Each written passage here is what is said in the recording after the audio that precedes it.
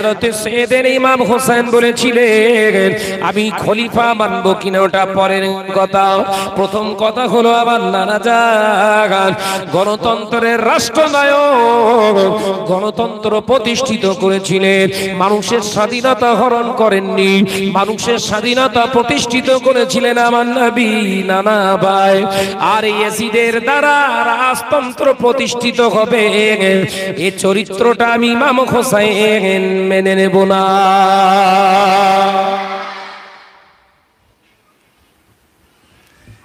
আমাদের ভারতবর্ষের কনস্টিটিউশন, ভারতবর্ষের ল, সংবিধান, গণতন্ত্র জানেন তো? গণতন্ত্রের ব্যাখ্যা জানেন?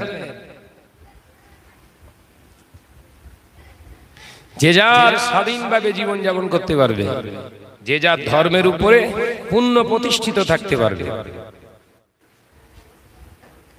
এটাকে বাংলা বলা হয় গণতন্ত্র। ইয়াজিদ রাজতন্ত্র প্রতিষ্ঠিত করছে।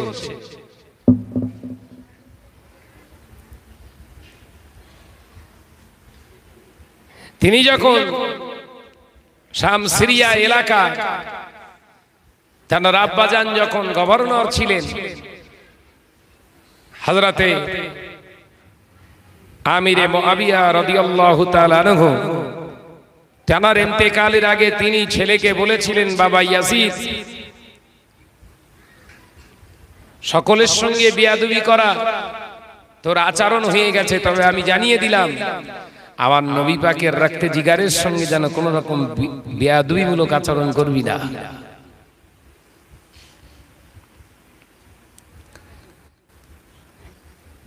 ইমাম হোসেন রাদিয়াল্লাহু তাআলা সংকেত দিয়েছিলেন, ইঙ্গিত দিয়েছিলেন, কিন্তু ইয়াজিদের চরিত্র ক্যারেক্টারটা এতটাই উদ্ভর্ষকর টাইপের, সে যেটা বুঝতো মনে করতে এটাই হচ্ছে শেষ কথা। এরকম কিছু বুঝদার কিন্তু সমাজে আছে, আছে না? না, আমি যেটা বুঝি আমার উপরে আর কেউ বোঝে না, আমি যা পড়াশোনা করেছি আমার উপরে আর কোনো বিদ্যান নেই, আমি যত বড় আলেম মাওলানা মুফতি আমার ঊর্ধ্বে আর কেউ নেই, সব অন্ধকার দেখে। এই চরিত্রটাই ইয়াজিদের ভিতরে ছিল। ইমাম হোসেন কি বললেন? নেতা মানতে দ্বিধা নেই, খলিফা মানতে দ্বিধা নেই, কিন্তু সে খলিফা হয়েছে আমার নানা জানের আদর্শ মেনে না নিজের প্রতিষ্ঠিত আদর্শ, কোনটা? যদি নানা জানের হয়, ও না জানেরা, যুবকেরা, ছেলেরা, বাচ্চারা, তিনি বলেছিলেন যদি নানা জানের আদর্শ হয় আমি ইমাম হোসেন তার সঙ্গে সাক্ষাৎ করে পালিয়ে যাব, আর যদি তিনি নানা জানের বিরুদ্ধে আচরণ নীতি আদর্শ তৈরি করেন আমি ইমাম হোসেন জানিয়ে দিলাম আমার জীবন থাকতে তারাকে কখনো নেতা মানব না। একবার জোরে বলুন সুবহানাল্লাহ। তাহলে ইমাম হোসেন শিক্ষা দিলেন নীতি আদর্শ যে মানুষটার ভিতরে থাকে তাকে নেতা বলে মানতে হবে, এটা রাসূলের সুন্নাত। একবার জোরে হবে না সুবহানাল্লাহ। চোর, চ্যাপ্টা, মেরে লেওয়া, কেড়ে লেওয়া এই পিসগুলোকে যদি নেতা বলে মানেন ফ্রি টক টাইমে কবরে বাস পড়বে। এ কথা বুঝতে পারছেন না নাকি?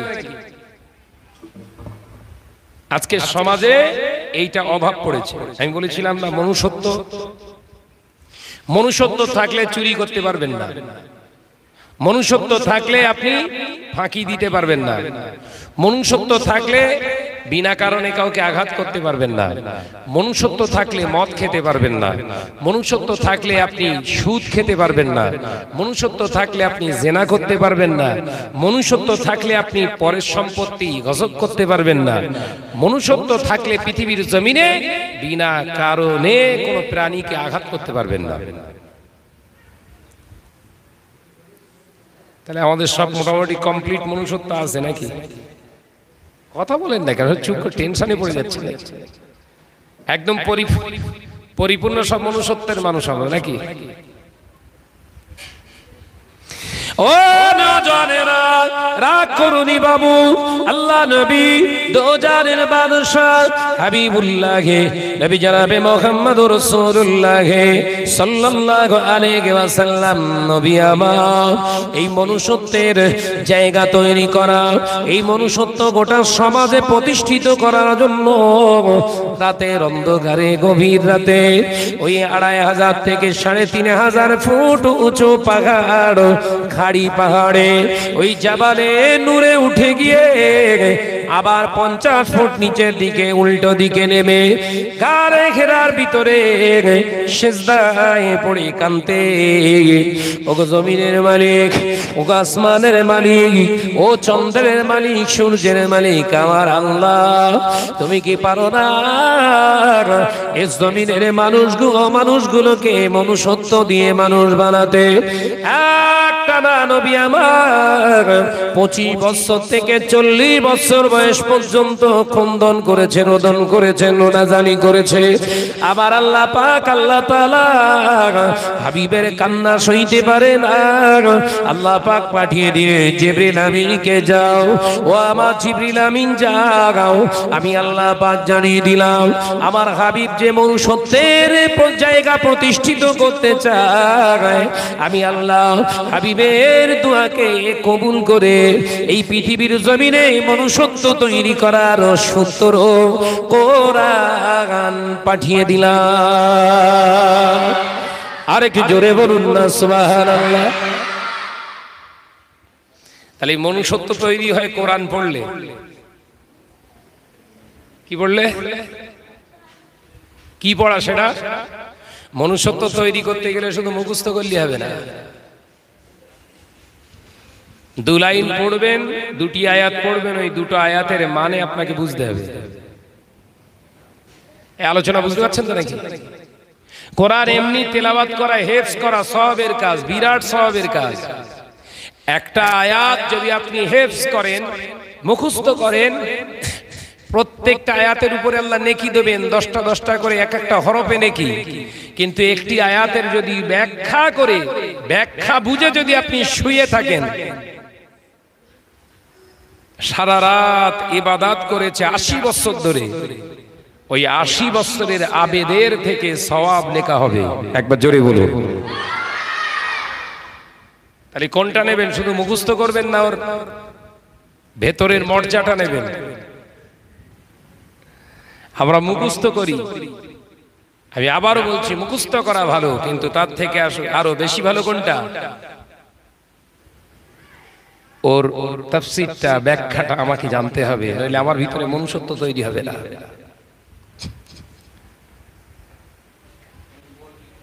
যে আল্লাহ পাক মনুষ্যত্বের চাবিকাঠি বানিয়েছে, মনুষ্যত্ব প্রতিষ্ঠিত করার সূত্র বানিয়েছে আল্লাহ তাআলার পক্ষ থেকে কোরআন। একবার জোরে বলুন সুবহানাল্লাহ।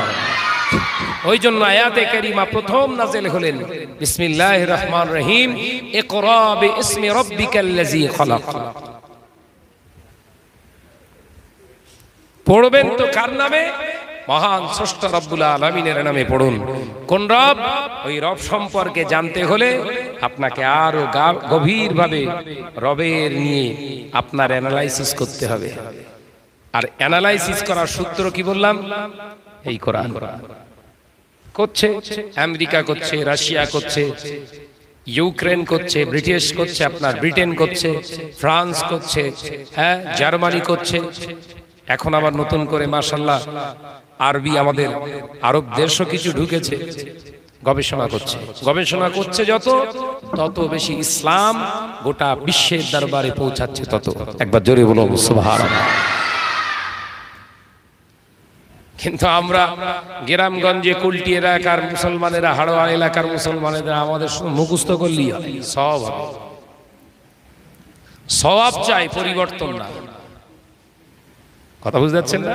তার নমুনাও দেখলাম, হাজিরা হজ করতে গেল, প্রায় কিছু কম না হলেও 6 লক্ষ টাকা, 5.5 লাখ টাকা খরচ করেছে।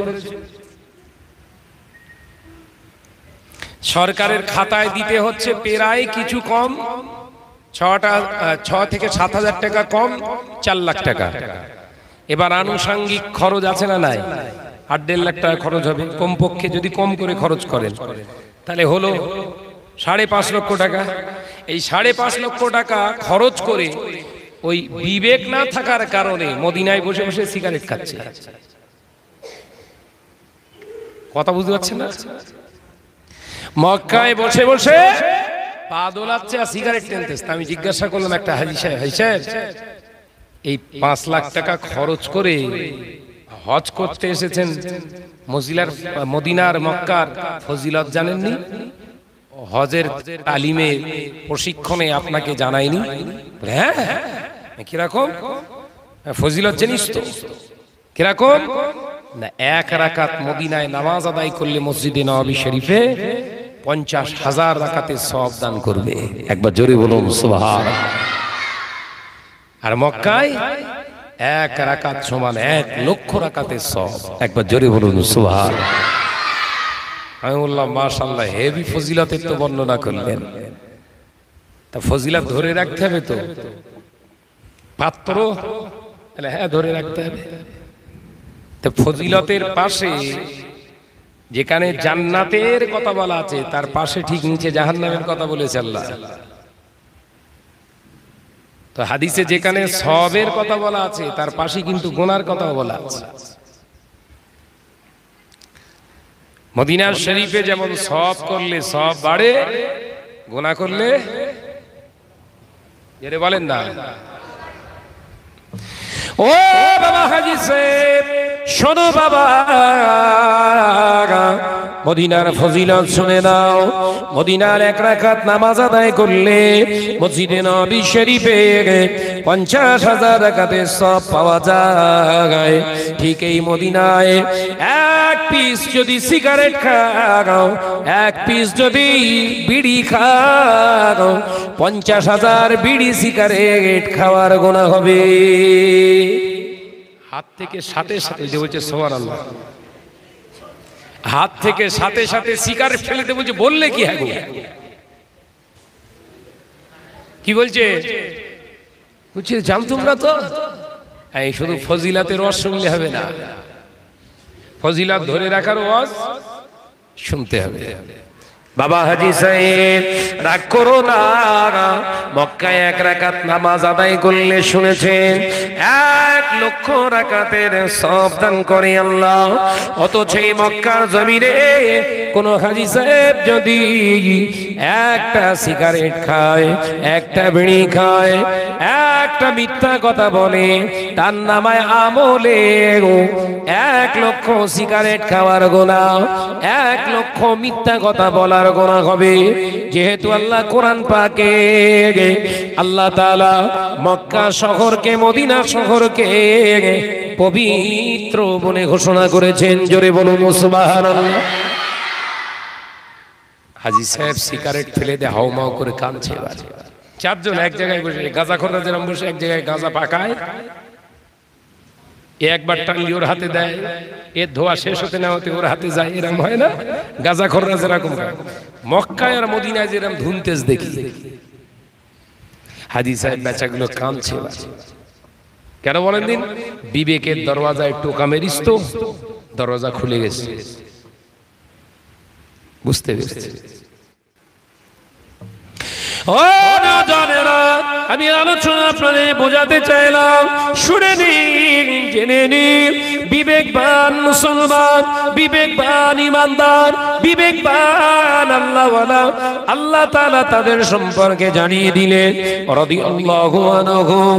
আমি আল্লাহ পাকের তরফ থেকে জানিয়ে দিলাম, যারা আমার প্রতি রাজি হয়েছিল, ওরা বিড়ি খাবে না, সিগারেট খাবে না, তামাক খাবে না, পৃথিবীর জমিনে গুল নিয়ে দৌড়াদৌড়ি করবে করবে না, সুদের টাকা খাবে না, জেনা ব্যভিচার করবে না, মেরে নেওয়া কেড়ে নেওয়া করবে না, পৃথিবীর জমিনে মানুষের স্বাধীনতা হরণ করবে না। আমি আল্লাহ পাক জানিয়ে দিলাম, রাদিয়াল্লাহু আনহু ওয়া রাদু আনহু যালিকা মিনাল খাশিয়া রাব্বা। ও নওজওয়ানেরা, যুবকেরা, ছেলেরা, বাচ্চারা, আল্লাহ পাক জানিয়ে দিলেন ওরা আমার প্রতি যেমন রাজি হয়ে গিয়েছে, আমি আল্লাহ পাকও তাদের প্রতি রাজি হয়ে এলান করে দিলাম আমার জান্নাত তাদের জন্য বরাদ্দ হয়ে গেল। আরো জোরে বলুন সুবহানাল্লাহ। ও নওজওয়ানেরা, যুবকেরা, ছেলেরা, বাচ্চারা, আলোচনা বোঝার চেষ্টা করো। হযরত সাইয়েদনা ইমাম হোসেন রাদিয়াল্লাহু তাআলা আনহু সাথী সঙ্গীগুলোকে সব হারিয়ে ফেলেছে, শহীদ করে দিয়েছে, কোলের সন্তানটাকেও শেষ করে দিয়েছে। হযরত ইমাম হোসেন রাদিয়াল্লাহু তাআলা আনহু নানার রেখে যাওয়া আস্তানটা আর দেখতে পাওয়া যায়, পাগড়ি মোবারকটা আর দেখতে পাওয়া যায়।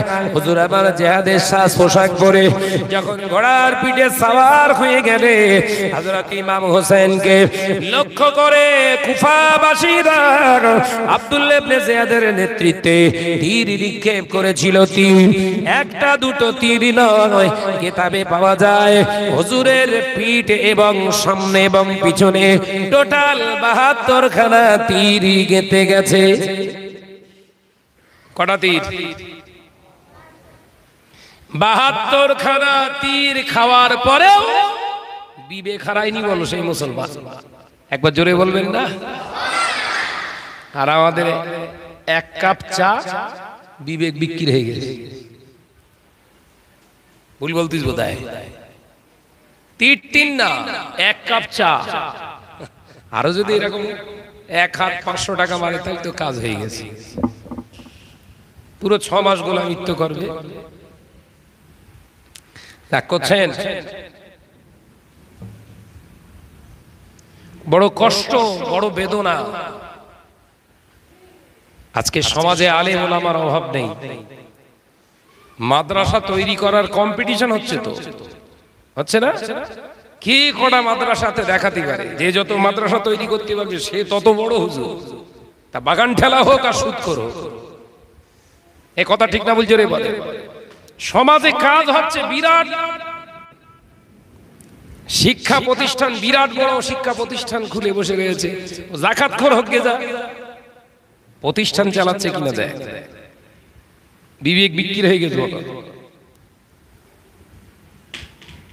একজন বিবেকবান মুসলমানের কাজ এই চিন্তা করা, কুলটি গ্রামের মুসলমান যে কজন যাকাত দেনেওয়ালা, যাকাত দাতা, এদের যাকাতটা ওই লাউ গাছিতে যাবে না। বিবেকবান মুসলমান যাকাত দেনেওয়ালা তার যাকাতের টাকা এই কুলটি এলাকার গরিব দুস্থ পরিবারের কাছে আগে পৌঁছে দেবে। এটা হচ্ছে বিবেকওয়ালা মুসলমান। মাথায় ঢোকাতে পারিনি কথা। আর যদি চাটখোর হন তাহলে কুলটির টাকা বহুত দূর যাবে। ওই এলাকার মানুষ না খেতে পেলেও হুজুরির মন তুষ্ট করতে হবে, কারণ হুজুর দেখলি হাসে, ওতেই বিক্রি হয়ে গে। বিবেক শেষ। কথা ঠিক বলিস না ভুল বলিস? জোরে বলে। যাকাত যদি আপনি দেন, একটা উদাহরণস্বরূপ আমি বলছি, যাকাত যদি আপনার উপরে ফরজ হয়ে থাকে, সে ৫০০ হোক, ১০০০ হোক, আর ২০০০ হোক, আর ৫০০০ হোক, কিংবা ১,০০,০০০ হোক, এই কুলটি গ্রামের যাকাতের টাকাটা প্রথম পাওনাদার, হকদার হচ্ছে কুলটি গ্রামের মানুষ। এটা হচ্ছে বিবেকওয়ালা মুসলমানদের দায়বদ্ধতা। এটা যদি না করে লাউগাছিকে দেন, তা তোমার কবরে বাস পড়বে, দুনিয়ার কোনো মানুষ শুনতে পাবে না।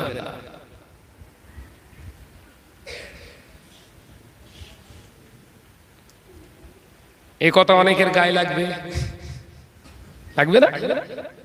যে ও যা করছে আমাদের এইবারে সব গন্ডগোল হয়ে যাবে। কথা ঠিক না বলছো রে? বলে কিন্তু আল্লাহর কসম, পৃথিবীর সমাদৃত হওয়ার জন্য, ভাইরাল হওয়ার জন্য আমি শাহনাজ বলছি না, আল্লাহ আল্লাহ রসুলের দিকে নিসবাত করে লক্ষ রেখে অন্তরটাকে বলছি, আল্লাহর কসম, যদি এই হক না আদায় করেন, আপনার যাকাত আল্লাহর দরবারে কবুল হবে না।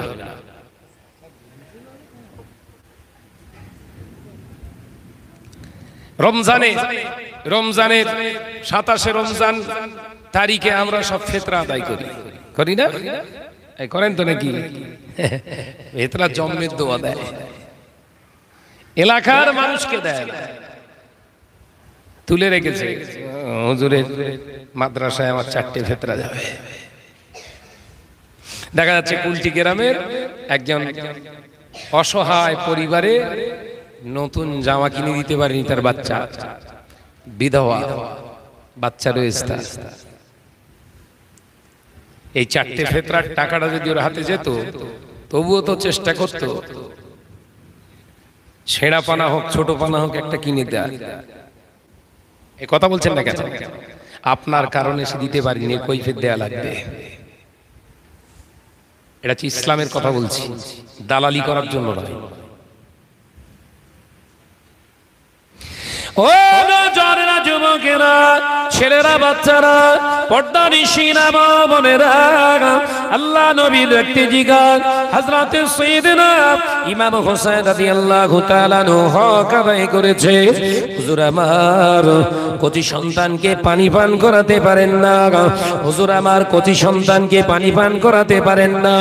দুনিয়া ছেড়ে গিয়েছে, 72 খানা তীর যখন সামনে পিছনে গেটে গিয়েছে, সাইয়েদনা হযরত ইমাম হোসেন ফুরাত নদীতে হুজুর এমনি করে ফুরাত নদীর পাশে গিয়ে আজলা ভরে পানি তুলেছে। কিতাবের ভিতরে পাওয়া যায় হুজুর আমার আজলা ভরে পানি তুলেছে, কপাল থেকে খুন গড়িয়ে গড়িয়ে আর টুপিয়ে টুপিয়ে আজলাতে পড়ছে, পানিতে পড়ছে, পানির কালারটা লাল হয়ে যায়। হযরত ইমাম হোসেন চিন্তা করলেন, এই পানিটা খাওয়াটা আমার জন্য যেমন হারাম, পক্ষান্তরে যদি আমি এই পানিটা জোর করেও খাই, অপরের প্রতি বেইনসাফি করা হবে। আমার সাথী সঙ্গীরা ওই রকম একটা সিচুয়েশনে পানির জন্য কাতর হয়েছিল, পানি তাদের নসিবে হয়নি। আমি ইমাম হোসেন যদি আজকে পানিটা পান করি, তাদের প্রতি বেইনসাফি করা হবে, এ পানি আমার জন্য হালাল নয়। আল্লাহু আকবার বলে পানি ফেলে দিয়ে হুজুর আবার ফুরাত নদী থেকে উঠে পড়েছিলেন।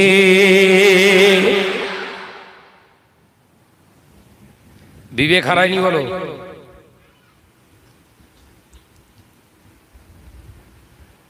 ফুল কাহিনী বলতে যাবি, ফুল কাহিনী শুনে লাভ নেই, যেটা দরকার সেটা শুনে।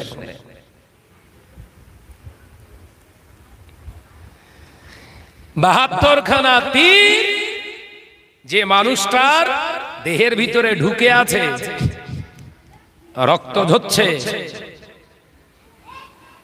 বিবেক হারাচ্ছেন না।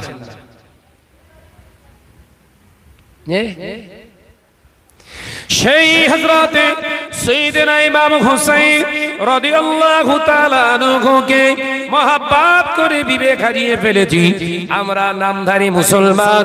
গাড়ি আটকে রেখে বিভিন্ন জায়গায় মুহররমের তাজিয়া বার করে, মুহররমকে কেন্দ্র করে নিজের গা থেকে খুন ঝরিয়ে নিজের মুখে চাবড়ে মাতন করে করে ঢোল পিটিয়ে গান বাজনার সঙ্গে ড্যান্স দিয়ে, ও নওজওয়ানেরা, যুবকেরা, মানুষ পথচারীকে যারা কষ্ট দিয়ে সমাজের বুকে যারা ঘুরছে, দয়া করে একবার বলুন কোন অ্যাঙ্গেল থেকে আপনি প্রমাণ করবেন তারা মুসলমান?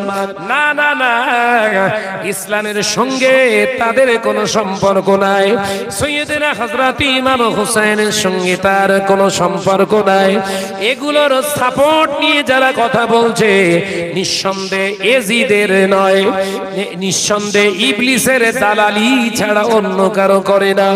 ও নওজওয়ানেরা, যুবকেরা, ছেলেরা, বাচ্চারা, পর্দানিশিনা মা ও বোনেরা, হযরত ইমাম হোসেন রাদিয়াল্লাহু তাআলা আনহু বিবেক হারায়নি, হুজুর বিবেকটাকে বিক্রি করায়নি। হুজুর আবার দেখতে পাওয়া যায় হযরত সাইয়েদনা ইমাম হোসেন রাদিয়াল্লাহু তাআলা আনহু দেখলেন কেনার সময় নাই। হুজুর আমার সাথে সাথে দেরি করলেন না, ওয়াক্ত এসে গেছে, নামাজ চলে যাবে, নামাজ চলে যাবে, নামাজ কাজা হয়ে যাবে। হুজুর আমার নামাজ কাজা করতে চান না, তিনি দাঁড়িয়ে গেলেন নামাজের নিয়তে। ও নওজওয়ানেরা, যুবকেরা, এত তীর খাওয়ার পরেও এমন একজন মুসলমান বিবেকওয়ালা ইমানদার, যিনি মৃত্যুর সায়ন পর্যন্ত পৌঁছানো পর্যন্ত মৃত্যুর সায়নে সেই রকম সিচুয়েশনে হুজুর আমার আল্লাহর ওয়াক্তের নামাজটা আদায় করেছে।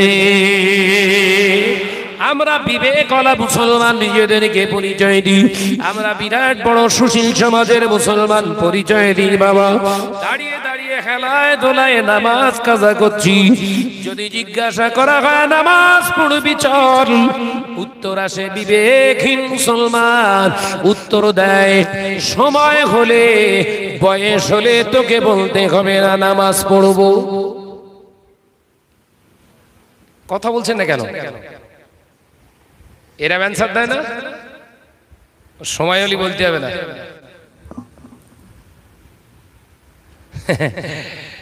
এসার আজান হয়ে গেছে, সময় হয়ে গেছে, মানে ওয়াক্ত এসে গেছে, আজান হয়ে গেছে, বলো ওর এখনো সময় হয়নি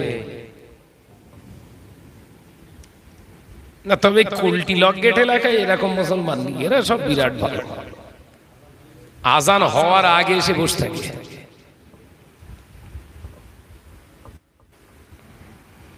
তাই যদি মনে করেন যে ইমাম হোসেনকে নিয়ে সেই আপনার মাহে মুহররমের একটা অনুষ্ঠান করে ইমাম হুসাইনের দোয়া পাবো, নামাজ ইনশাআল্লাহ সময় হলি হবে, তাহলে জানবেন ওই মক্কায় গিয়ে সিগারেট খাওয়ার মতো বলো। কথা কথা বোঝা যাচ্ছে?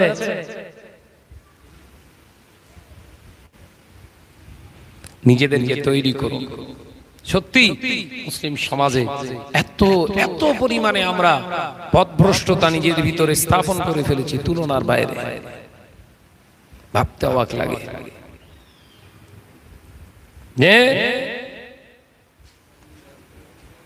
তার সাথে সাথে বিভিন্ন রকমের ফিতনা, আলেম বলে দাবি করছে, মাওলানা বলে দাবি করছে, মুফতি বলে দাবি করছে, এমন এমন সমাজে কত কথাগুলো থ্রো করছে, মেনে নেওয়া যায় না।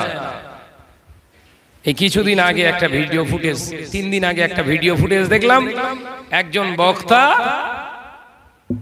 একজন বক্তা উক্তি করছে, সিনিয়র মাদ্রাসায় যারা সিনিয়র মাদ্রাসায় পড়াশোনা করে যারা সার্টিফিকেট লে বেরিয়েছে, এরা নামাজ পড়াতে জানে না।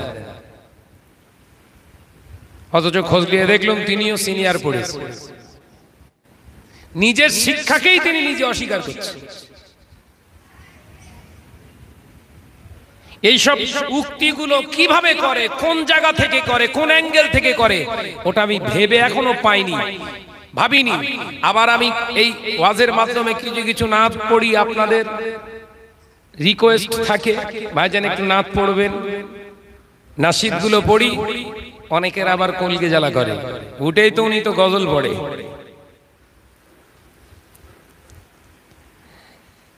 গজল পড়ে, গজল শুনে একটা ছেলে পথভ্রষ্ট হয়েছে আমার জানা নেই, কিন্তু আপনার বক্তব্য শুনে কত মানুষ যে পথভ্রষ্ট হচ্ছে আমার জানা হয়ে গেছে। একথা ঠিক না বলছো রে? বলে তা আপনার বক্তব্য থেকে আমার গজল অনেক ভালো, একথা ঠিক না বলছো রে? বলে আমার গজল শুনে কত মানুষ ফুরফুরা শরীফ থেকে, ফুরফুরা সিলসিলা থেকে মুখ ফিরিয়ে নিয়েছে আমার জানা নেই, কিন্তু তোমার ওই বক্তব্য শুনে কত মানুষ আওলাদে মুজাদ্দেদ সম্পর্কে কু উক্তি ধারণা তার হৃদয়ে পোষণ করেছে, ওটা আমার ভালো জানা আছে। তো তোমার বক্তব্য থেকে আমার গজল অনেক ভালো, আলহামদুলিল্লাহ। এই কথা ঠিক না বলছো রে? বলে যদি তোমার বক্তব্য শুনে সমাজে উচ্ছৃঙ্খলা তৈরি হয়, মানুষে মানুষে বিবাদ তৈরি হয়, ও বক্তব্য আমার দেওয়ার দরকার নেই, আর আমিও শুনবো না। যত বড় হুনুর বাচ্চা হও, আজকে মুসলিম সমাজ এইভাবে বিভাজন তৈরি হচ্ছে। সাবধান হন, আল্লাহ আমাদের বোঝার তৌফিক দেন, বলুন আমিন। এগুলো হয় কোত্থেকে জানেন? বিবেক শূন্যতার কারণে। বিদ্যা আছে, বিবেক নেই। বিদ্যা আছে, বিবেক নেই। বিবেকহীন মুসলমানের দ্বারা এনি যে কোনো বাক্য জবান থেকে জাহির করা সম্ভব। ওই উদাহরণ দিলাম, 5.5 লক্ষ টাকা খরচ করে হজে গেল, গিয়ে মক্কা মদিনায় বসে ধোয়া তুলতেছে, বিড়ি খাচ্ছে। বিবেক যদি থাকতো, ওখানে বিড়ি সিগারেট খাওয়া তো দূরের কথা, একটা পান সে যে মুখে ঢোকাতো না, কারণ রাসূলুল্লাহর জীবনে কোনো নেশা ছিল না। এখানে নেশা করা মানে রাসূলুল্লাহর এন্টি চরিত্র হয়েছে, রাসূলুল্লাহর নেক নজর নসিব হবে না। এটা বিবেক মানবান মানুষের কাজ। আল্লাহ আমাদের বোঝার তৌফিক দেন, বলুন আমিন। জোরে বলেন আল্লাহুম্মা আমিন। মহব্বতের সঙ্গে দরুদ আল্লাহুম্মা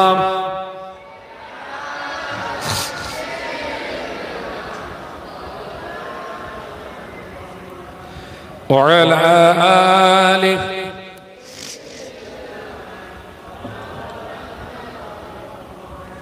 মহব্বতের সঙ্গে কালেমা লা ইলাহা ইল্লাল্লাহ।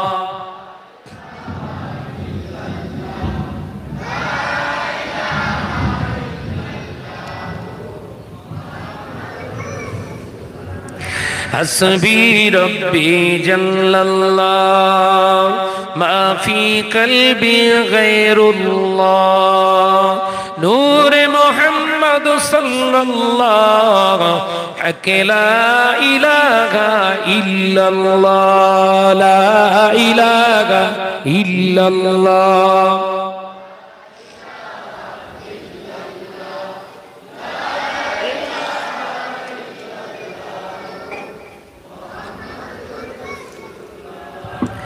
আসমানের মালিক যে আল্লাহ, জমিনের মালিক সেই আল্লাহ, হায়াতের মালিক যে আল্লাহ, মৌতের মালিক সেই আল্লাহ, লা ইলাহা ইল্লাল্লাহ।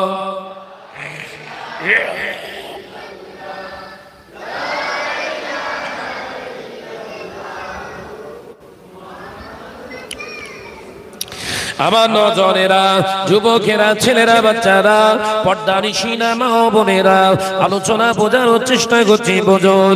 আল্লাহ কোরআনে এই জন্য জানিয়েছেন, আমি আয়াতে কারিমায় কি ছোট্ট আয়াতে কারিমা তেলাওয়াত করেছি। আল্লাহ কোরআনে জানিয়ে দেন, ওয়ালা তাকুলু লিমান ইউকতালু ফিস সাবিলিল্লাহি আমওয়াত বাল আহইয়া ওয়ালাকিন লা তাশউরুন। এ নজরেরা, এই বিবেকওয়ালা মুসলমান, বিবেক রেখে চলা মুসলমান যদি দুনিয়ায় চলতে চলতে চলতে চলতে দিনের জন্য, ইসলামের জন্য, আল্লাহর জন্য, নবীর জন্য যদি জীবন দেয়, এরা যদি মারা যায়, আল্লাহ পাক বললেন ওরা মারা গেছে, বলো নাও আমি আল্লাহ বলছি বাল আহিয়া, ওরা হলো জিন্দা।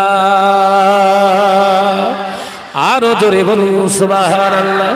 ও আমার বান্দারা, দুনিয়ার জমিনে বিবেক নিয়ে চললে, বিবেক নিয়ে চললে, ঈমান নিয়ে চললে, পৃথিবীর জমিনে যদি তোর মৃত্যু হয়, ওই মৃত্যুটা তোর মৃত্যু বলে ঘোষণা আমি আল্লাহ করলাম না, তুই হলি জিন্দা। তার উদাহরণ হলো আমার ইমাম হোসেন, তার উদাহরণ হলো হযরতে হামজা। হযরতে হামজা রাদিয়াল্লাহু তাআলা আনহু, তারা দুনিয়া ছেড়ে দিয়েছে, কিন্তু মানুষের অন্তরকে তারা ছাড়তে পারেনি। দুনিয়া ছেড়ে চলে গিয়েছে, 1445 বছর অতিক্রান্ত হয়ে গেছে। এখনো দুয়ার ভিতরে ইমাম হোসেনের কথা স্মরণ করে। এর দ্বারা আমি আল্লাহ পাক তোদেরকে জানিয়ে দিলাম, আমার রাস্তায় বিবেক নিয়ে ইন্তেকাল করেছে, শহীদ হয়ে গিয়েছে বলে আমি এখন আল্লাহ তাদের মুমিনের অন্তরে আমি আল্লাহ তাদেরকে জিন্দা রেখে দিলাম। আরো জোরে বলুন সুবহানাল্লাহ। কোনদিন দুয়ার ভিতরে বলতে শুনেছেন? सैयदना हजरत इमाम हसन हुसैन রাদিয়াল্লাহু তাআলা আনহুমা হুজুরের রুহে পাকে সবখানা পৌঁছে দিন। হযরতে ইয়াজিদ, কাউকে শুনেছেন? হযরতে ইয়াজিদের রুহে সবখানা পৌঁছে দিন। কোন হুজুর বলেছে? বাবা বল না রে বাবা, এরকম করিস না, আমার সঙ্গে কথা বল। আমার নবী পাকের আরওয়া পাকে পৌঁছে দিন। নবী পাকের চাচা যান আবু লাহাবের দরবারে পৌঁছে দিন। কথা বলেন না, বলেন। সব মরেছে না মরিনি? আবু জাহেলও মরেছে, আবু লাহাব মারা গিয়েছে, মৃত্যু স্বাদ গ্রহণ করেছে। আমার নবী পাকের সাহাবায়ে কেরামেরও ইন্তেকাল হয়ে গেছে। তাদের কবরখানা, তাদের ওজাখানা, তাদের কবরখানা মানুষ দেখলে হাজী সাহেবেরা পাগলের মতো কাঁদে। কোথা থেকে যেন রক্তের সম্পর্কের মানুষটা শুয়ে আছে। বাপের কবর দেখলে কান্না পায় না যার, নবী সাহাবীদের কবর দেখে খাও খাও করে কাঁদে। এটাই পরিষ্কার হয়ে যায় ওই মানুষগুলো জিন্দা। আরো জোরে বলুন সুবহানাল্লাহ। ভালোবাসার মানুষ যখন চোখের আড়াল হয়ে যায়, ভালোবাসার মানুষগুলো যখন চোখের আড়াল হয়ে যায়, তার দেওয়া স্মৃতি, তার কোন স্মৃতি দেখে আর ভালোবাসার মানুষটা ধীর থাকতে পারে না, হাওমাও করে কাঁদতে থাকে। রাসূলুল্লাহ সাহাবীদেরকে আমরা দেখিনি, সাহাবা হুজুরদেরকে আমরা কখনো নিজেদের চোখে আমরা দেখতে পাইনি, কিন্তু তাদের কবরগুলো দেখলে নিজেকে ধরে রাখা যায় না। এ নজনেরা ঠিক চলে যান বদরের প্রান্তরে একটি জায়গায় আবু জাহেলের কবর করা আছে। কবর মানে তাকে পুঁতে ফেলা হয়েছিল কুয়ার ভিতরে, সেই গর্তের ভিতরে তার লাশটাকে ঢুকিয়ে দেয়া হয়েছিল। আবু জাহেল মারা গেছে, তার ওই গর্তটার গর্ত না, উঁচু ঢিপি পাথরের পাহাড় হয়ে গেছে। যে হাজিগুলো দেখতে যায় একটা করে পাথর মেরে আসে। আলোচনা বোঝে না। আবু জেহেলের ওই অবস্থা দেখে মনে মনে চিন্তা করছিল, তুইও মরিছিস, তোর কবরে গেও শান্তি নেই, ইট ছুটতে সব।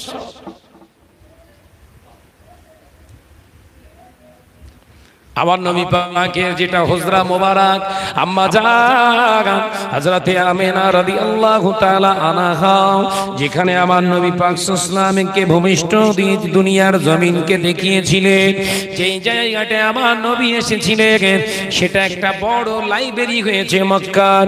ও বাবাজি, সেই জায়গা মক্কার বড় বড় কিতাব রাখা আছে। আর আবু জাহেলের ঘর, আবু লাহাবের ঘর আছে পাশে। সেখানে যত এলাকার হাজি, লক্ষ লক্ষ কোটি কোটি হাজি জায়গায় যত পায়খানা সেখানেই ঝাড়ে। দুটোই ঘর বলো। রাসূলুল্লাহর ঘর হলো লাইব্রেরি, কিতাব রাখা সুন্দর জায়গা। আর আবু লাহাব, আবু জাহেলের ঘর কি হয়েছে? পায়খানা পেশাব বাথরুম ঘর। ও যার না পায়খানা পেশাব পায় সেও গিয়ে একটু বসে, যদি একটু হয়।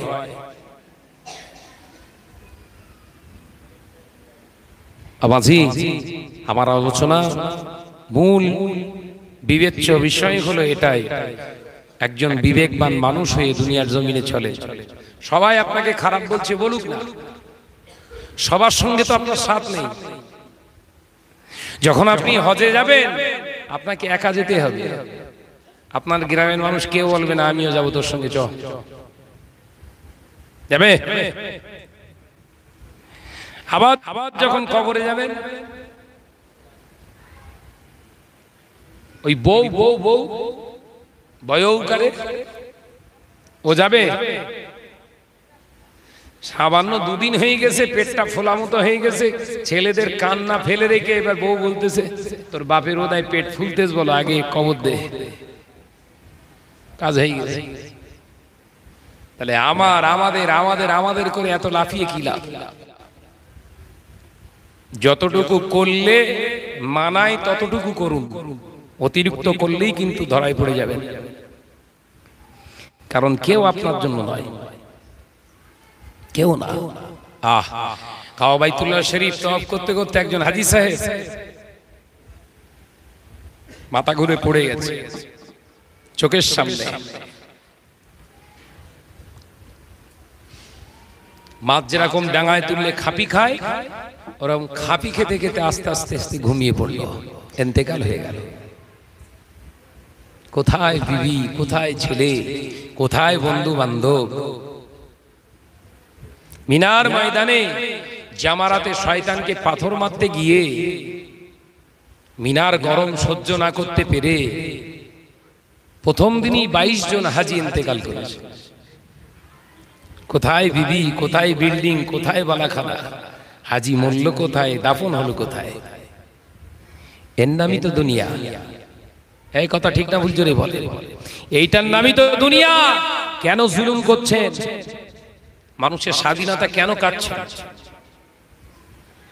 মানুষের বাক স্বাধীনতা, কাজের স্বাধীনতা, খাওয়ার স্বাধীনতা আপনার হস্তক্ষেপ করার অধিকার নেই, ইসলাম তো দেয়নি। এগুলো করলে নাজাত পাওয়া যাবে না।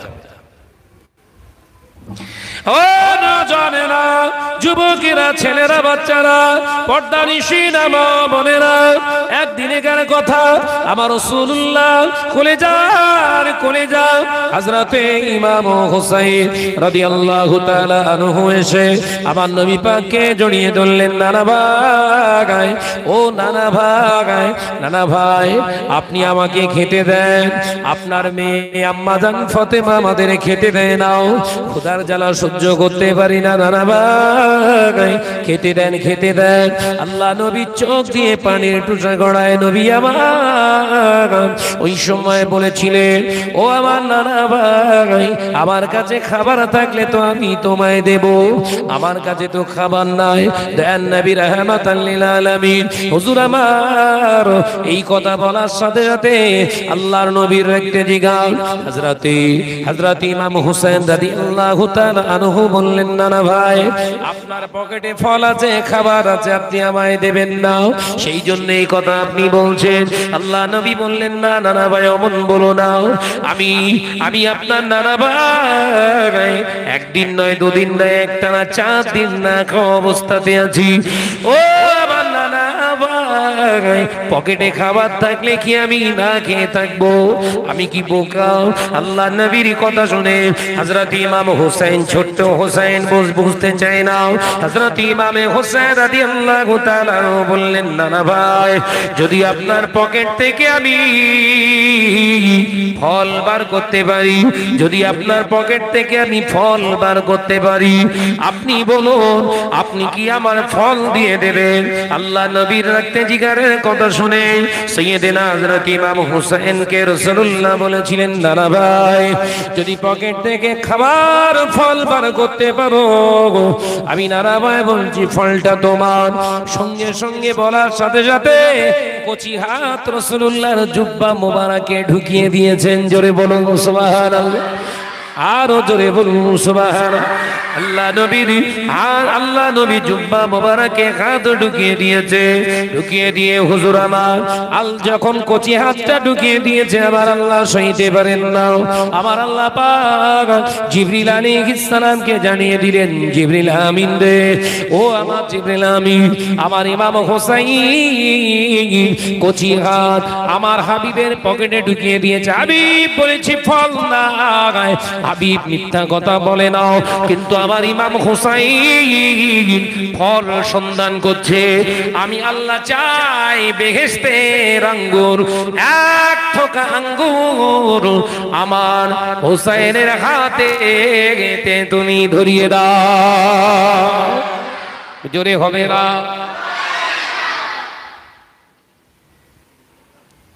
পকেটের ভিতরে হাত ঢুকিয়েছে হযরত সৈয়দনা ইমাম হুসাইন। এক থোকা, যেটা আমরা থল বলি, থল বলে তো, হ্যাঁ থল বলেন তো, এক থোকা আঙ্গুর, টসটসে পাকা আঙ্গুর বার করেছে। একবার জোরে বলুন না সুবহান। নবী পাক সাল্লাল্লাহু আলাইহি ওয়াসাল্লাম অবাক হয়ে গেছে। হ্যাঁ গো, আল্লাহ নবী অবাক হয়ে গেলেন। তারা ভাই, ও দাদা ভাই, কি কোথায় পেলে? এটা কি করে পেলে? কোথায় পেলে? আমার কাছে তো কোনো আঙ্গুর ছিল না, তুমি কোথায় পেলে নানা ভাই? ছোট্ট হযরত ইমাম হুসাইন রাদিয়াল্লাহু তাআলা মুচকে যে বললেন, নানা ভাই আমি জানি রাহমাতাল লিল আলামিনের পকেটে হাত দিলে আমার আল্লাহ রহমতে পূর্ণ করে দেয়, খালি হাতে ফেরান না। একবার জোরে হবে না? হায় হায় হায়, কি আদর্শ তৈরি করেছিলেন গো, কি মহব্বত করতেন আল্লাহ সৈয়দনা হযরত ইমাম হুসাইনকে। আমার রাসূলুল্লাহ সাল্লাল্লাহু আলাইহি ওয়াসাল্লাম ইমাম হুসাইনকে খুব মহব্বত করতেন, ইমাম হাসানকে খুব মহব্বত করতেন। সেইভাবেই তৈরি হয়েছে। ওই জন্য আমাদের বাচ্চাগুলোকে তৈরি করা উচিত ছোট থেকে। ছোট থেকে বাচ্চাদের তৈরি করুন। আপনি বাপ, আপনি মা, যদি আপনারা না তৈরি করেন ছোট থেকে, ও বড় হয়ে আর জীবনে কোনোদিন সন্তান থাকবে না, শয়তান হবে। কথা বুঝতে পেরেছেন? ইবলিসের সানি তৈরি হবে। আমার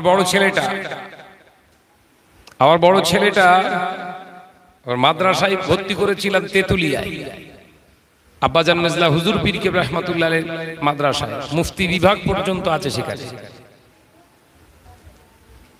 আমি তাফসীরের মাহফিলে চলে গেছি মুর্শিদাবাদ, দুদিনের প্রোগ্রামে। বাড়ি এসে শুনছি মাদ্রাসা থেকে পালিয়েছে না বলে।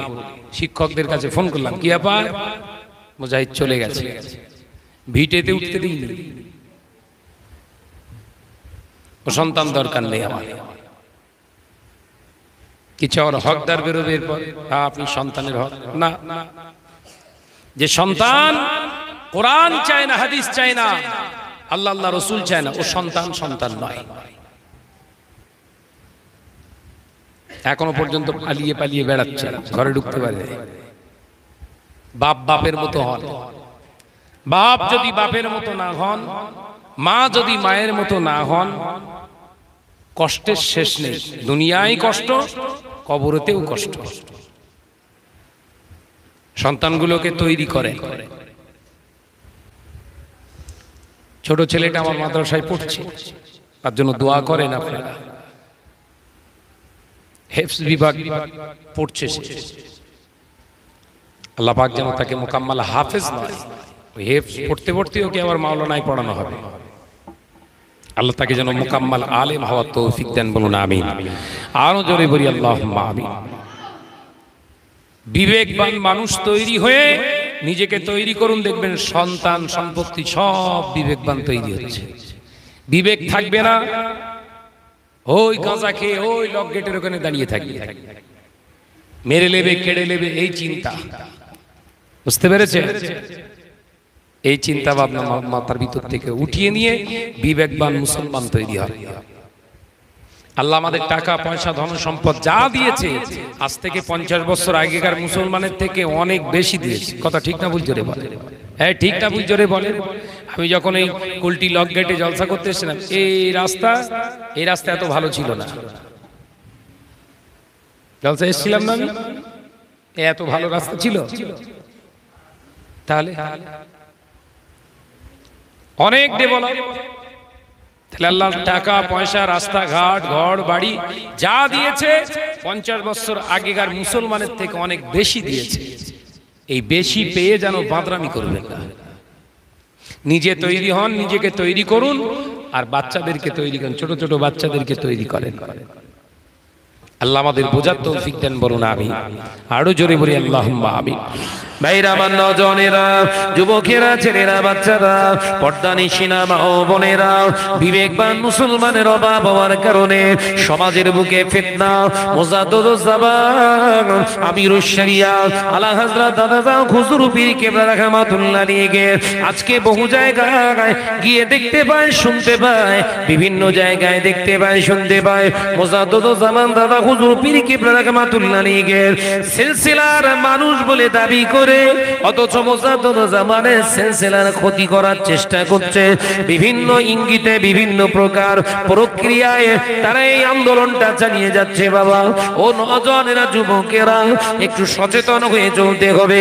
মুজাদ্দিদুজ জামান দাদা হুজুর পীর কেবলা কি বলেছে? আমার আওলাদদের ভিতর থেকে যারা শরীয়তের বিরুদ্ধে আচরণ করবে, তোমরা তাদেরকে অনুসরণ করবে। খবরদার, তাদেরকে অনুসরণ করে চলবে। সে শত ভুল করে চললেও তার পিছনে দৌড়াবে। এই রকম কি মুজাদ্দিদুজ জামান বলেছে? বলেননি।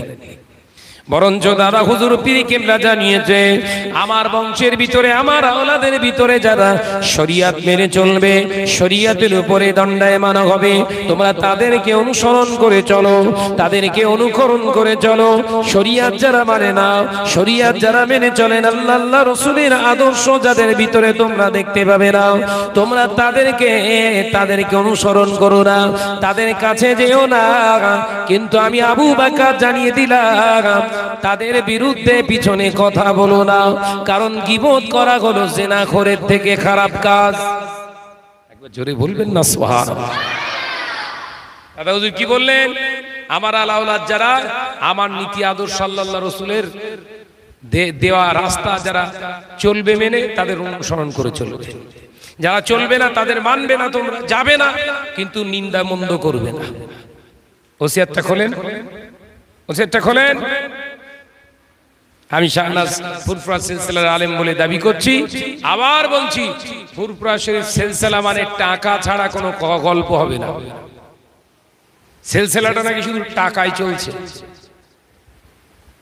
চিন্তা করা উচিত। কত বড় বড় কথা বলছে বলেন। দাদা হুজুরের জন্য জান দিয়ে দেবে, দাদা হুজুর জন্য জীবন দিয়ে দেবে, সবকিছু ছেড়ে দিতে রাজি। কিন্তু দাদা হুজুর পীর কেবলা রাহমাতুল্লাহ সম্পর্কে কি, সিলসিলা সম্পর্কে উক্তি করছে? টাকা ছাড়া নাকি সিলসিলা নেই। তা ঘুরিয়ে আমি তানাকে প্রশ্ন করছি, পণ্ডিত মহাশয়, শেয়াল পণ্ডিত, আমি আপনাকে প্রশ্ন করছি, আপনি বলুন, আপনি টাকা ছাড়া কোথাও চলতে পেরেছেন? টাকা ছাড়া আপনি কোথাও চলতে পেরেছেন? গায়ে একটা পোশাক আপনাকে টাকা দিয়ে কিনতে হয়েছে। মরবেন, কাফনের কাপড় তাও টাকা দিয়ে কিনতে হবে। গাড়িটা চাপছেন, টাকা দিয়ে কিনতে হবে। ভাতটা খাচ্ছেন, টাকা দিয়ে কিনতে হবে। টাকা ছাড়া আপনি চলছেন কোথায়? তা যখন আপনি টাকা ছাড়া নিজে চলছেন না, অপরকে খারাপ বলছেন কেন? এই ইঙ্গিতটা ভালো না খারাপ? জোরে বলেন। উদ্দেশ্য ভালো না খারাপ?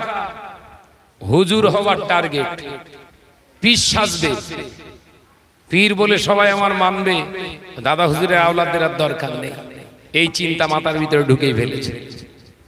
শোনেন, গায়ে মানে না আপনি মোড়ল, এরকম করলে হবে না। দাদা হুজুর পীর কেবলা নীতি আদর্শ শুধু ওই দুটো ওসিয়াত নিয়ে ঘুরঘুর করলে হবে না। 57টা ওসিয়াত আছে, 57টা ওসিয়াত দেখবো, ফলো করবো, তোমাকে দেখবো।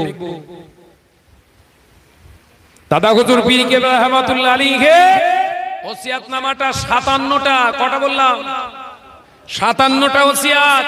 এই 57টা ওসিয়াত তুমি দাদা হুজুরের কত বড় ভক্ত, নিজেদেরকে ফকরিয়াত, অহংকার, তাকাব্বুরির সঙ্গে বলছো আমরাই মেনে চলছি। ওই 57টা ওসিয়াত সামনে ফেলে তোমাকে মিলিয়ে দেখবো। একটা যদি 57টার একটা যদি কমজোরি হয়, না মানেন, তাহলে বুক ফুলিয়ে ওই মাইকের সামনে বলবেন না যে আমরা দাদা হুজুরের খাঁটি ভক্ত। নিজেকে স্বীকার করুন, আমিও, আমার ভিতরেও কিছু দুর্বল আছে। কথা ঠিক না ভুল? জোরে বলেন। মুসলিম সমাজকে তাসকিন করছে, ভাগ করছে। ফিতনায় পা দেবেন না। আল্লাহ চাইলে সামনে আপনার শনিবারে আমরা একটা ইয়ং জেনারেশন যত ওলামা এবং পীরজাদা ভাইজান হুজুরদেরকে নিয়ে আমরা দরবার শরীফে হয়তো একটা মিটিং আমরা বসবো, আগামী দিনের কর্মসূচি আমাদের কি হবে। কথা বুঝতে পেরেছেন? দোয়া করেন মুজাদ্দিদুজ্জামান দাদা হুজুর পীর কেবলা সিলসিলা দাবি করব, আর প্রতিষ্ঠানগুলো চলবে অন্য জায়গায় নামে, এরকম করব না। আমরাও চিন্তা নিয়েছি মুজাদ্দিদুজ্জামান দাদা হুজুর পীর কেবলাকে মহব্বত করব, আল্লামা হুজুরকে মহব্বত করব। যত প্রতিষ্ঠান চলবে সব তানাদের নামে। কথা ঠিক না ভুল জোরে বলে? যত প্রতিষ্ঠান সব তানাদের নামে চলবে। খুব চিন্তা ভাবনা ঠান্ডা মাথায় রেখে চলবে। এবং আমরা বই লিখেছি, কিছু বইও ছাপা হয়ে গেছে আলহামদুলিল্লাহ। সেই বই বেসিক্যালি আপনার এই কুলটি এলাকায় মক্তব চলে তো, মক্তব চলে তো, ওই মক্তবে ওই বাচ্চাদেরকে বাংলা কিতাব কিছু আমরা যারা মোটামুটি শরীয়ত সম্পর্কে শিক্ষিত, জ্ঞান অভিজ্ঞতা রাখে, তাদের সোহবত রেখে কিতাব ছেপেছি। ওই কিতাবগুলো সিলসিলার এই মত আদর্শের মানুষগুলোর বাচ্চাগুলোর হাতে ছোটবেলা থেকে মক্তবে শিক্ষা দেয়া হবে। কথা বুঝতে পারছেন? সেই শিক্ষা দেয়া হবে, সেই কিতাব ছেপেছি আমরা। ইনশাল্লাহ জানতে পারবে, মিডিয়া থাকবে, মিডিয়ার সামনেই ইনশাল্লাহ আমরা সার্কুলার করব।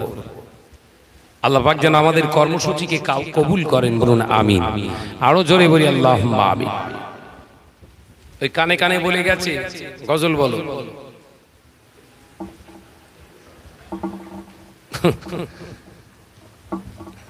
তাহলে যার যে হুনুগুলো বলে যে উনি গজল ছাড়া তো আর কিচ্ছু জানে না, কিচ্ছু বলে না, ঠিক বলেছ তো? গজল বলতে শাহনাজ ওঠে না, শাহনাজকে গজল বলানো হয়।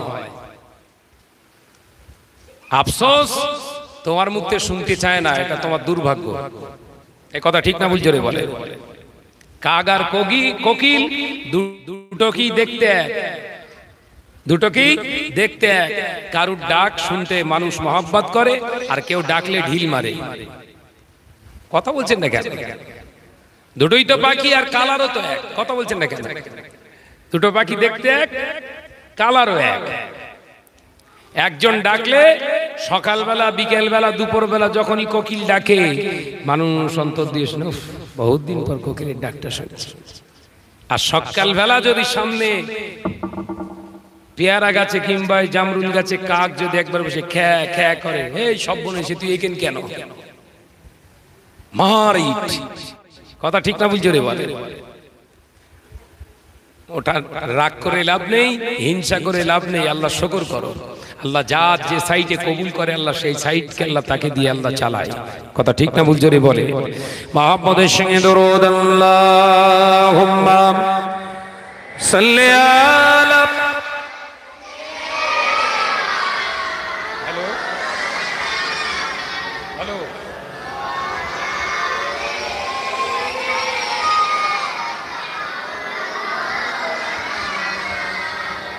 आवाज दे बड़ी अल्लाहुम्मा सल्ली अला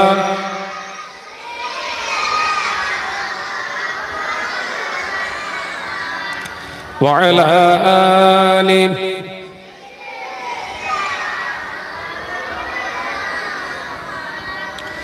ওই পাহাড়কে যদি প্রশ্ন করো সৃজন করেছে কে তোমাকে, ভাষাহীন এক জবাব পাবে আমার প্রভু সে যে আল্লাহ মহান। ওই সাগরকে যদি প্রশ্ন করো সৃজন করেছে কে তোমাকে, ঢেউয়ে ঢেউয়ে তার জবাব পাবে আমার প্রভু সে যে আল্লাহ মহান। যদি হবে না সুবহানাল্লাহ। ওই পাহাড় বলো নদী সাগর বলো সবই যে তোমার দয়ায় পূরণ। ওই পাহাড় বলো নদী সাগর বলো সবই যে তোমার দয়ায় পূরণ। সে যে আল্লাহ মহান আল্লাহ, আল্লাহ মহান আল্লাহ। যদি হবে না সুবহানাল্লাহ।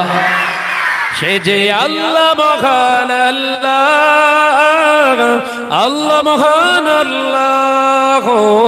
পাহাড়কে যদি প্রশ্ন করো সৃজন করেছে কে তোমাকে, ভাষাহীনা এক জবাব পাবে। আমার প্রভু সে যে আল্লাহ মহান, লা ইলাহা ইল্লাল্লাহ।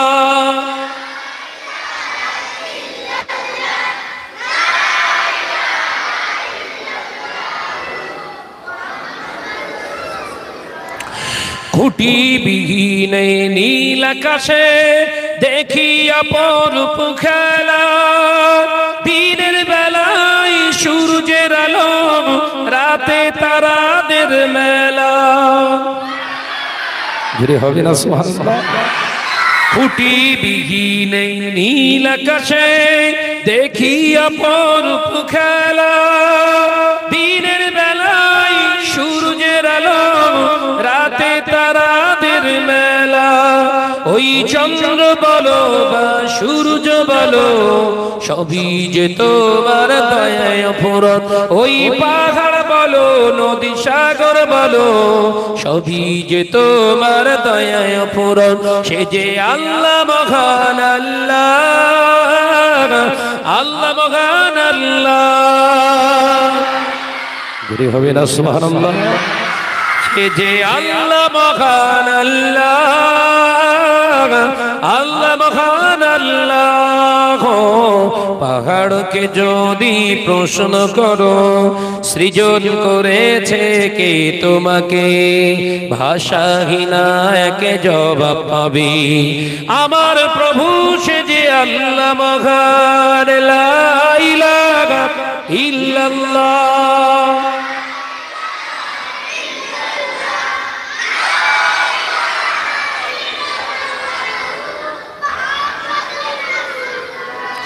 সৃজন করেছ এই ধরনী, দিয়েছ কত সতনে আমার, তোমার হাতের এক ইশারায় হয়ে যাবে কিয়ামত।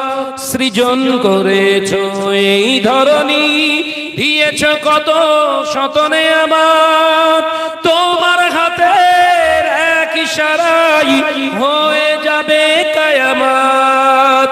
এই ধরনী বলো বা পৃথিবী বলো, সবই যে তোমার দয়ায় অফুরত। ওই পাহাড় বলো নদী সাগর বলো, সবই যে তোমার দয়ায় অফুরত। সে যে আল্লাহ মহান আল্লাহ, আল্লাহ মহান আল্লাহ। জুড়ে হবে না সুবহানাল্লাহ। নারে তাকবীর, নারে তাকবীর, জোরে জোরে লা ইলাহা ইল্লাল্লাহ।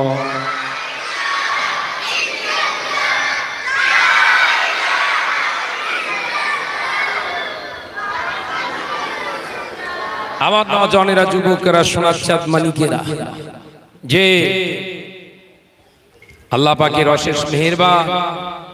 আল্লাহ পাক এক একজনের এক একটা দিক আল্লাহ কবুল করে। কথা বুঝতে পারছেন না? এক একজনকে আল্লাহ এক একটা দিকে কবুল করে।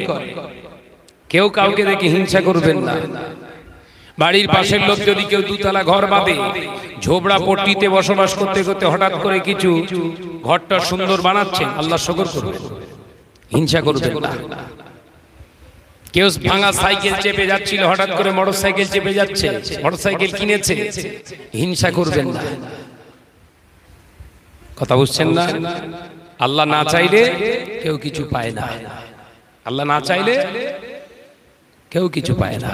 আল্লাহ চেয়েছে, আল্লাহ পাক খুশি করে বান্দাকে দান করেছে।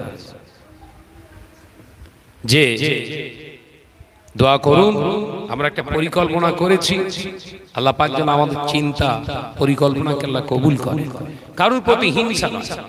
দাদা হুজুর পীর কেবলার সিলসিলা বলে আমরা দাবি করব, দাদা হুজুরের সিলসিলার কাজ করছি কিনা আমরা নিজেরা নিজেদেরকে বিবেক দিয়ে আমরা একটু চেষ্টা করব কাজ করার। কথা ঠিক না ভুল জোরে বলেন? সামনে সাইনবোর্ড লাগিয়ে পিছন দিয়ে দাদা হুজুরের সিলসিলাকে নষ্ট করবে পরিকল্পনা আমাদের নেই। সাইনবোর্ডটা থাকবে মুজাদ্দিদুজ জামান, আর ভেতরে থাকবে আমি পীর।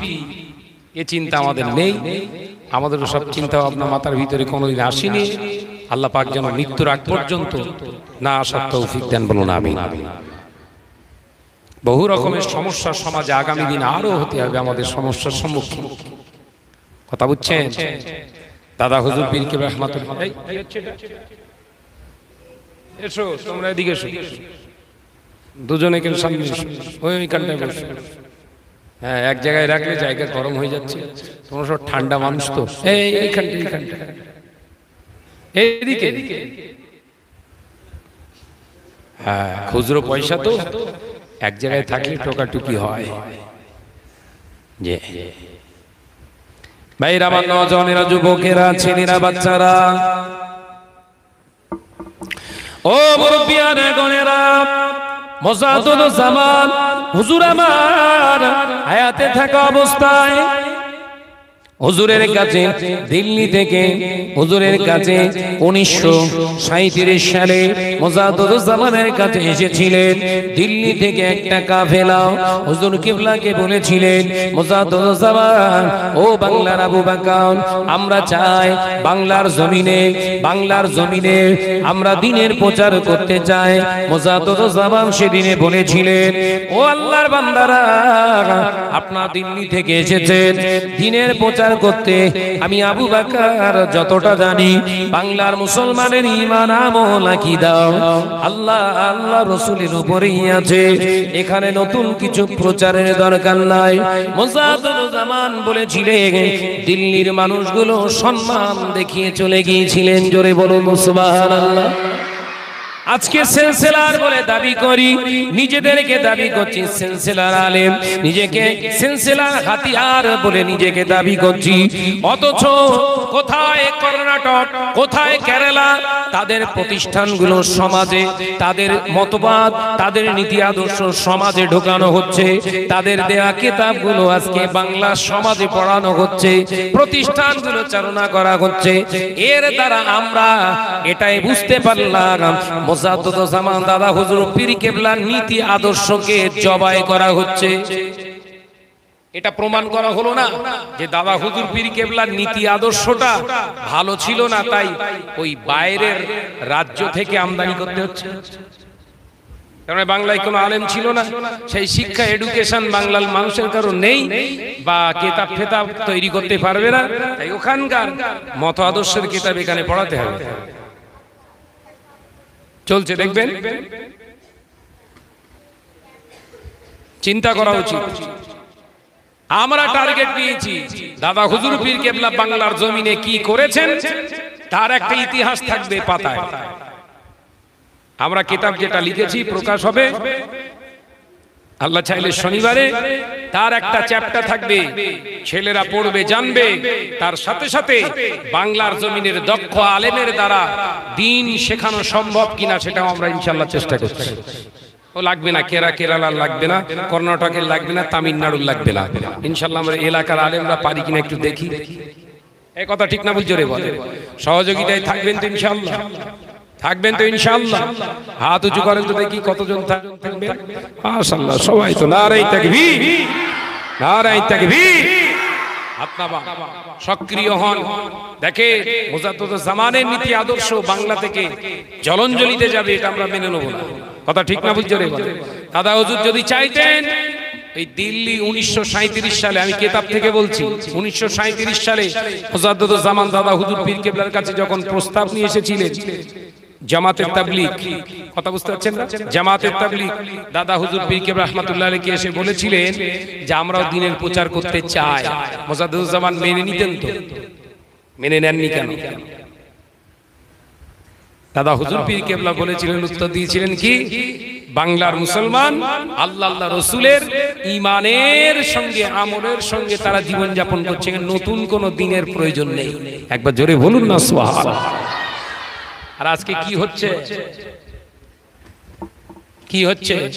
ছেলেটা ইংরেজিতে কথা বলতে পারলেই বিরাট আল্লাহওয়ালা নাকি? ছেলেটাকে বিরাট ইংরেজিতে ইংরেজি শিক্ষায় শিক্ষিত করলেন, আল্লাহওয়ালা হয়ে গেছে। ইংরেজিতে কথা বলতে পারলেই আল্লাহওয়ালা নয়, আরবিতে কথা বলতে পারলেই আল্লাহওয়ালা নয়, হাদিস পড়তে পারলেই আল্লাহওয়ালা নয়, বিরাট কোরআনের দক্ষতা জ্ঞান রেখা চললেই আল্লাহওয়ালা নয়। আল্লাহওয়ালা হতে গেলে আল্লাহওয়ালার সোহবতে থাকতে হয়। একবার জোরে বলুন।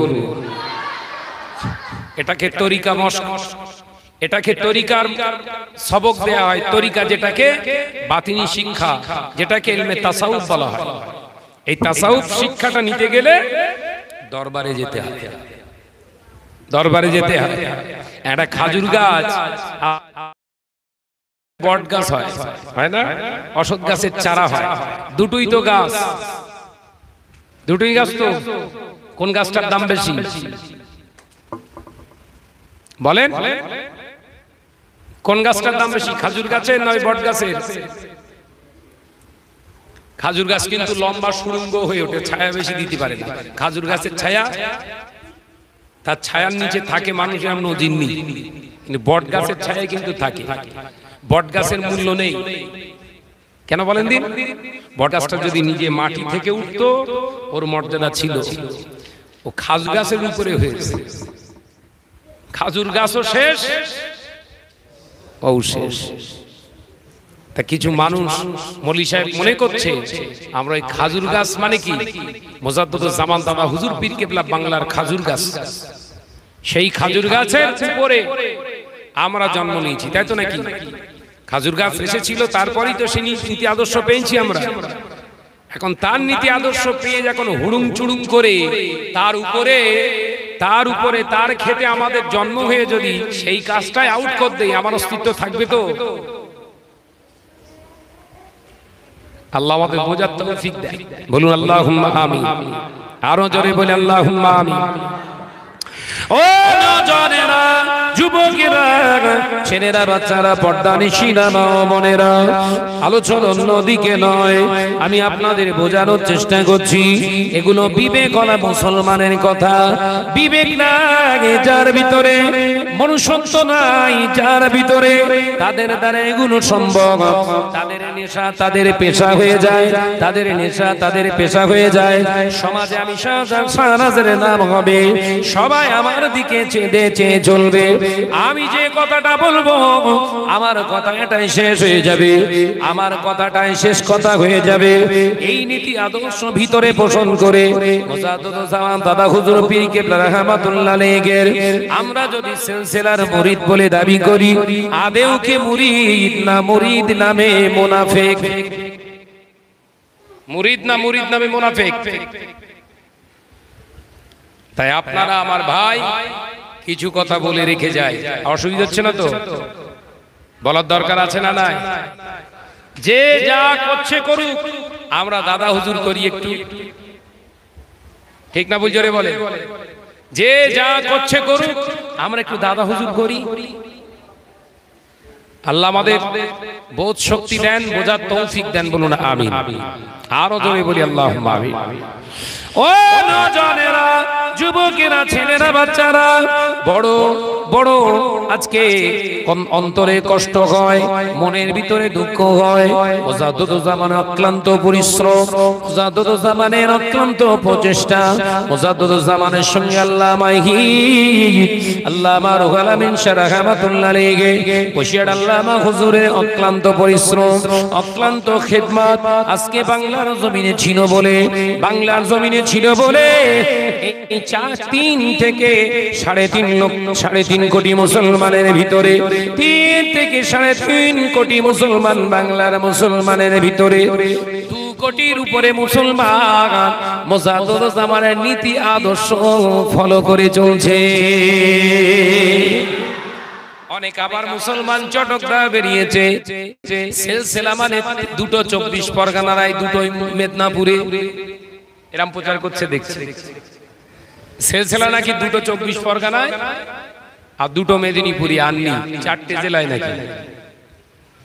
তার মানে ওই 4টে জেলায় ও গেছে, ওই জন্য বলছে। কথা বুঝাচ্ছেন না? আমি শাহরাজের মতো 19টা জেলায় ঘুরুক, কটা জেলায়? অহংকার তাকব্বুরি নয়। আমি শাহনাজ যে সমস্ত জেলায় আল্লাহ আমাকে নিয়ে যাচ্ছে, একটু আমার সঙ্গে যাক, দাদা হুজুরের মুরিদ আছে কিনা একটু দেখাবো। 19টা ডিস্ট্রিক্টে আমি ছোট আপনাদের সন্তান ভাইয়ের মতো গিয়ে দেখি জলসা কারা দেয়, সব সিলসিলার মানুষ।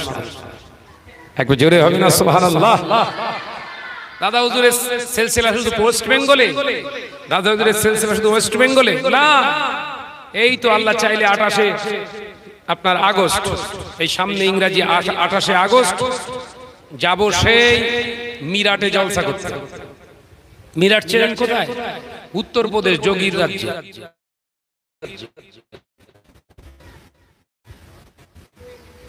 কথা বুঝছেন না? হায়দ্রাবাদে যায়, মুম্বাইয়ে যায়, মুম্বাই 3-4 জায়গা, হায়দ্রাবাদ, দিল্লি, এই সব সিলসিলার লোক আছে না? না, বলছে 4টে জেলায় 4টে ডিস্ট্রিক্টে নাকি দাদা হুজুরের সিলসিলা। মানে কত ছোট করা যায়। সাবধান হন, আল্লাহ আমাদের সকলকে বোঝার তৌফিক দেন, বলুন আমিন। আর জোরে বলেন আল্লাহুম্মা আমিন। আলোচনা বিস্তারিত নয়, রহমতের বৃষ্টি দফায় দফায় হচ্ছে, যে বৃষ্টি হচ্ছে অনেকের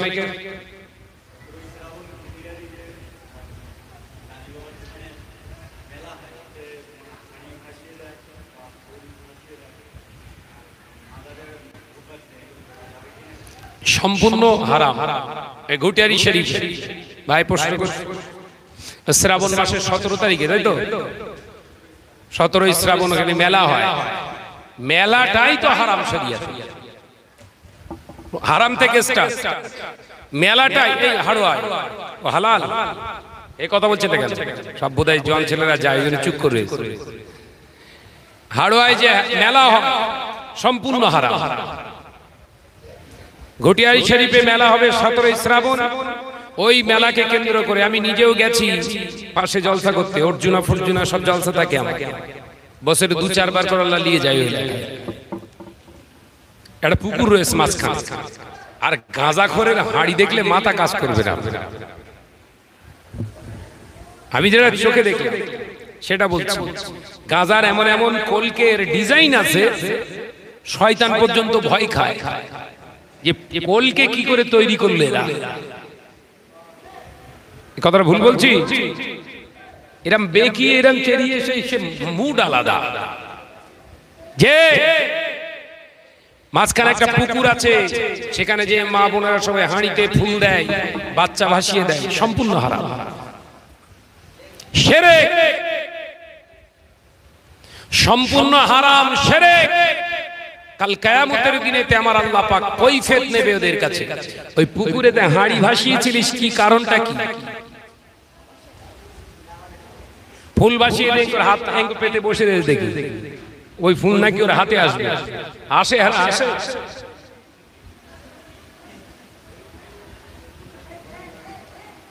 এ নওজওয়ানেরা, যুবকেরা, মুজাদ্দিদ জামান এই জলসা যখন চালু করেননি, হুজুর আমার মদিনা শরীফ থেকে হাদিসের উপরে সনদ প্রাপ্ত হয়ে বাংলার জমিনে যখন ফিরেছিলেন, হুজুর আমার বাংলায় দেখেছিলেন বিভিন্ন মাজারে এই রকম শিরক বিদআত হচ্ছে।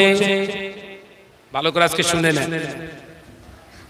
মুজাদ্দিদ জামান চতুর্দিকে দেখেছিলেন কবরকে কেন্দ্র করে মান্নত, কবরকে কেন্দ্র করে হাজত, কবরে যে সিজদা দেয়া, বুসা দেওয়া, ওই রকম মদ গাঁজা, এমনি করে নাচা নাচি, গান বাজনা সব রয়েছে।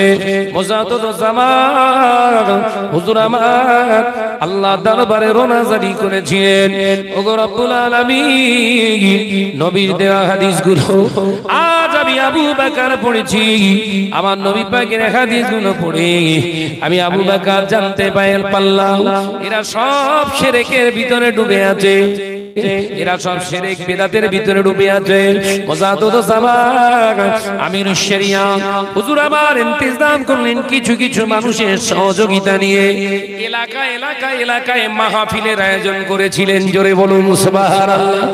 গ্রামে গ্রামে, জেলায় জেলায়, থানায় থানায় হুজুর আমার এরকম মজলিস কায়েম করেছিলেন।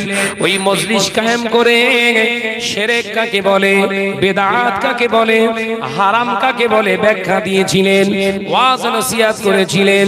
শিরক করলে কি হবে, বিদআত কাজ করলে কি হবে, বিদআতের তাসকিন কত প্রকার আছে, বিদআত কত প্রকার আছে, ওয়াজ করেছিলেন।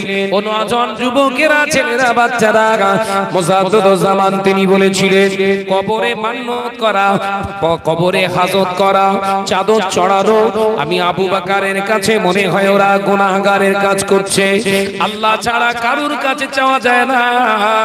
চাইতে যদি হয় আল্লাহ ওয়ালার নেক কাজের ওসিলা দিয়ে চাও, ওসিলা দেয়া যাবে, চাওয়া যাবে না।